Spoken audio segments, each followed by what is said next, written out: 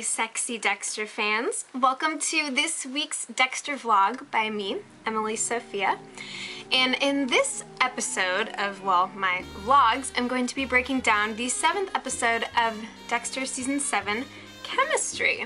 So we have lots of interesting things to talk about here, but I would suggest before you go forward, you make sure that you are all caught up, because here there be spoilers, so just so you guys know.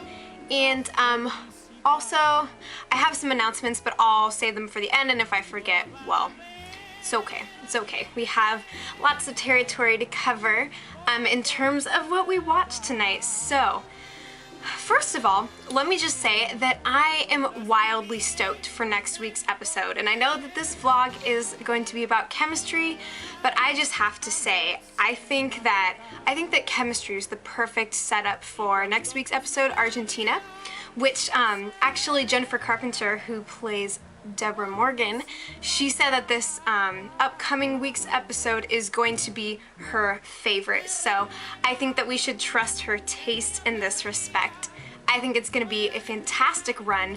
I think we really get to see the camera kind of turn back to Deborah and where she's been at, because she's been a little bit sidelined in the midst of all this insanity with Hannah McKay. And I'm really just ready to see Deborah come into her own, just with her full fury and everything that's been stewing and boiling and just burning inside of her. I'm ready to see her own chemical reactions erupt in next week's episode. It's gonna be crazy. There are gonna be some serious showdowns, and not just with Deborah and Hannah and Deborah and Dexter as well. There's gonna be a very emotional scene between the two, which I'm very excited to see. But also, guess who's walking again? Our beloved friend Isaac. I'm very excited about that as well. We all knew it was coming. He wasn't gonna be staying ironclad for long. But before I get way too ahead of myself, I have to say I enjoyed this week's episode more than I did last week's. I think that there was a good mix of focus on all of the different characters, a lot of good scenes, just overall really well done. I definitely preferred this week to last week's. I liked the note of suspense that it ended on. It was just kind of a rich and exciting adventure. So I'm gonna break down everything I can, gonna go a little bit out of order, but that's just, I think you guys are used to that by now, for those of you who have been watching before. So, here we go. First of all, I'm gonna talk about Quinn really quick, because, you know, everybody's kind of tied Quinn to the stake at this point. You know, a lot of people who are just like, okay, he's going down. He's screwed himself into a corner far too many times, and he was kind of trying to play good guy Quinn in this episode a little bit. You know, I think he was genuinely making an effort at trying to set things right, even though I think that the whole disposal of the official evidence thing is gonna bite him in the sorry little ass. But he and Nadia reunited, woohoo, light some fireworks there. I think it was, you know, it was interesting how he wrote Batista the check for his restaurant that he's going to buy. And of course, it's kind of, you know, the exchange of dirty money, because well, did he end up keeping the cash that George gave him? I don't recall.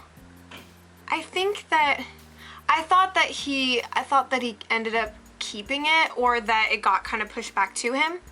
But, you know, he says it's like the inheritance, but he's, you know, it's kind of wrongs to make a right. I'm not really sure, you know, like it's a good effort, Quinn, you know.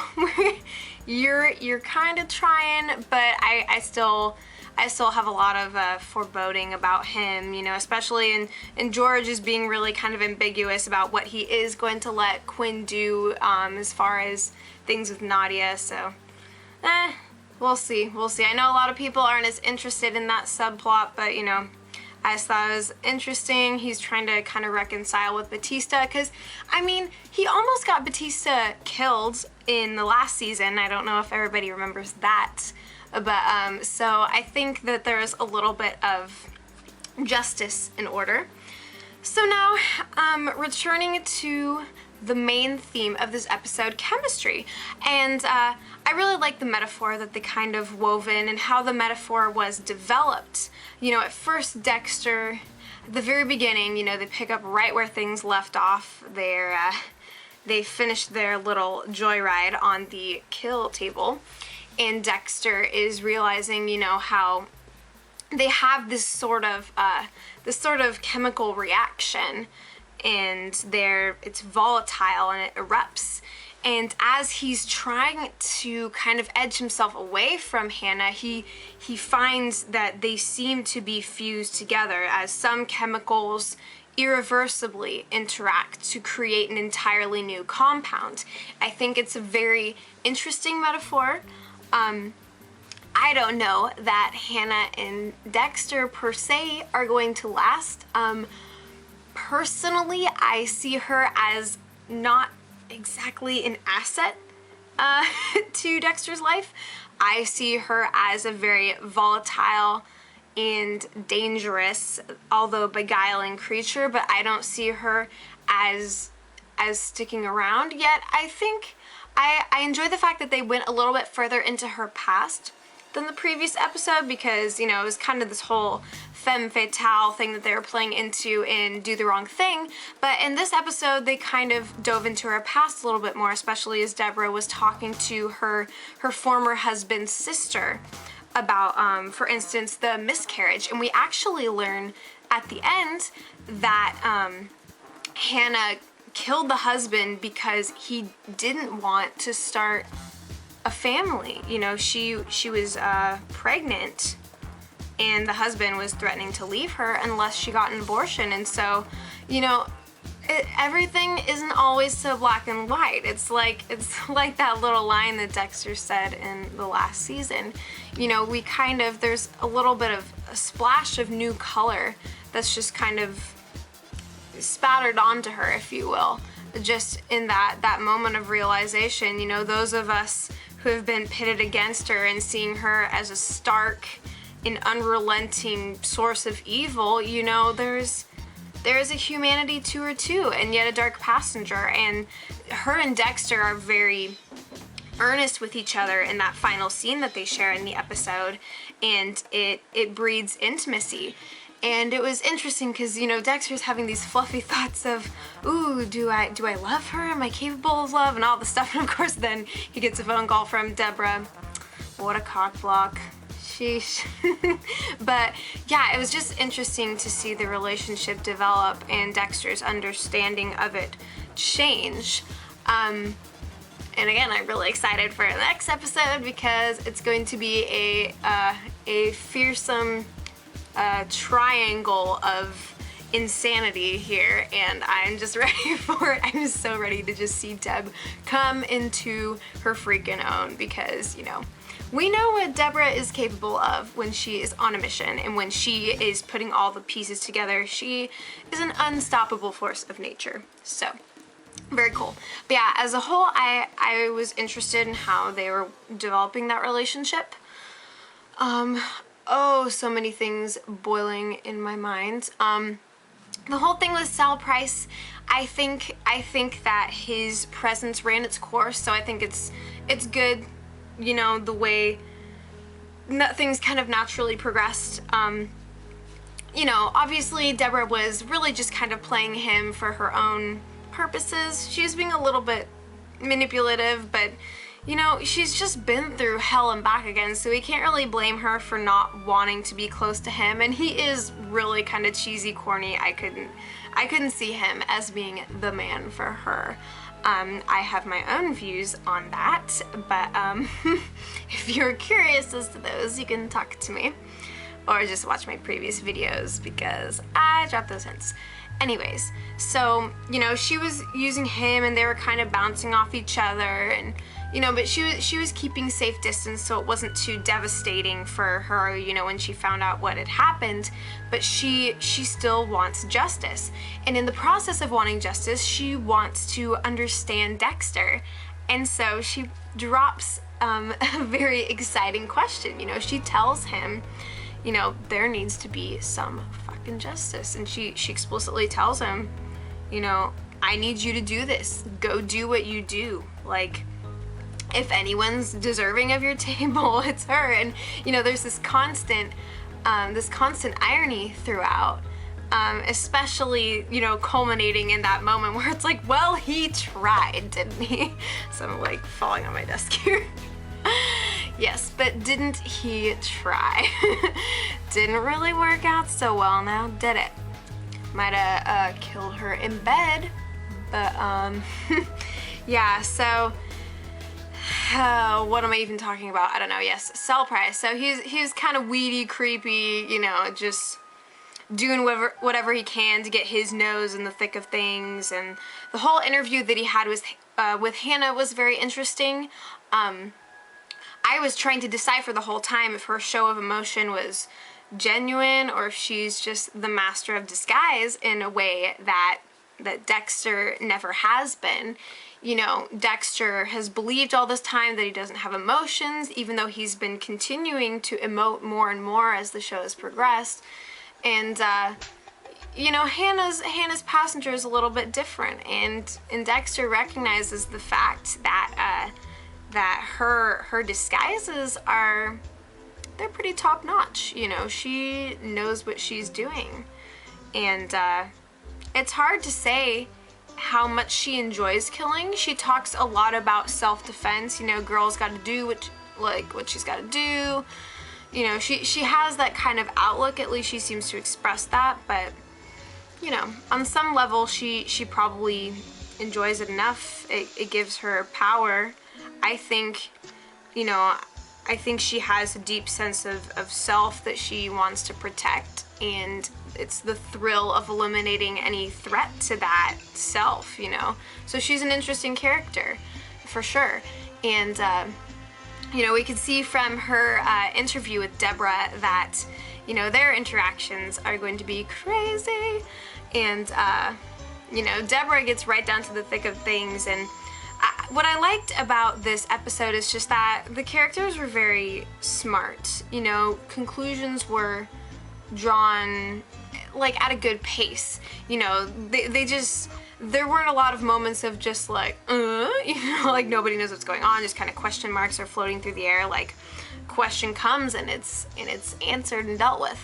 Of course, the whole Bay Harbor Butcher thing is still lingering in the background, and I think it's interesting how it's kind of been sort of a shadow of a subplot in the midst of everything that's been happening. And then LaGuerta, of course, she just needs to friggin' take some NyQuil and go to bed, but you know, she's just poring over lists and information after Deborah's trying to get her to back off and straight up being like, look, we need to take a second look. And oh, LaGuerta is taking a second look, and she just so happens to stumble rather skeptically across Dexter's name. And it's gonna be interesting to see if she's actually going to bring that information to Deborah, because she knows that Dexter is close to Deborah just as Dokes was close to her. So now, is she going to kind of absorb this case into her own and try and like explicitly go after Dexter? I don't know. Kinda nervous, but you know, it's exciting. Isaac is back on the streets. Their little lunchtime reunion was interesting. Really enjoy Isaac. I truly do. I like the hint of the conversation that they're going to have in the next episode, so that's really cool. Oh, what am I forgetting? I feel like I'm forgetting so many things here. I'm so excited for next week that just like I can't think straight. Just seeing that preview, you know, this is just the perfect setup. It was really good. I was all kind of hot and bothered, not in like the sexual way after last week, but I was just kind of like, what is going on? And you know, this was a good setup. And also, we're going to be seeing, minor spoiler alert, if you really don't want to know, then, you know, blah, blah, blah. But Aster is going to be returning. Little Harrison's going to be returning as well. What else? Yeah, that's basically what I know right now. Some sneak peeks will be coming out soon, and I'll put links in the description to those in case you're curious to watch. Yeah, it was just a really well done episode, and you know, it's funny just how all these, you know, everybody's looking into each other right now. On the record, off the record, it's on somebody's record. Like, those words really don't mean a thing anymore. Everybody's just kind of on the table at this point, and we're reaching a very interesting time in the season. Things are ramping up to the finale, and I think that we have every reason to be incredibly excited. So, what did you think of this episode? What was your favorite part? Did you like this better than last week's? And what's your favorite to date? Let me know, because I am totally interested in having all kinds of conversations with you guys. You're awesome about commenting and things like that. So leave all your thoughts in the not in the description, in the comments section below down south, and we'll hash out all of our theories and expectations of what's to come. I think that Deborah's feelings are really going to start re-emerging next episode. We can especially see that from the preview, how she's talking about how Dexter has hurt her in the worst way possible. You would have thought that would have been, you know, when she found out he was a serial killer, but it's, you know, the fact that he's continuing to hide these enormous things from her that mean so much. Now, the question is, does it seem like Deborah is being manipulative? Is she blindsided? You know, where's she at? What do you guys think? So, chemistry, chemistry, chemistry. Oh, how frustrating thou art. This whole chemistry theme had me thinking of Breaking Bad, I'm not gonna lie. Oh, awesome. Also, just so you guys know, on my channel, I got a really cool idea today. I'm going to start doing melodic covers of metal songs on my channel, and those are gonna be my little liquid metal series. I'm going to make piano renditions of metal songs and come up with different harmonies for songs that are usually screamed. Metal music is something I've always been into, so that's something I'm going to kind of play with, and you'll be seeing that soon on this channel. So, what do you guys think? How is the Dark Passenger treating you all? Thanks so much for watching this vlog. Subscribe if you want more. You can stalk me on Twitter, Tumblr, Facebook. All of that is below. So, thanks so much for watching, and we'll be back next week in the beautiful land of Argentina. Have a wonderful week.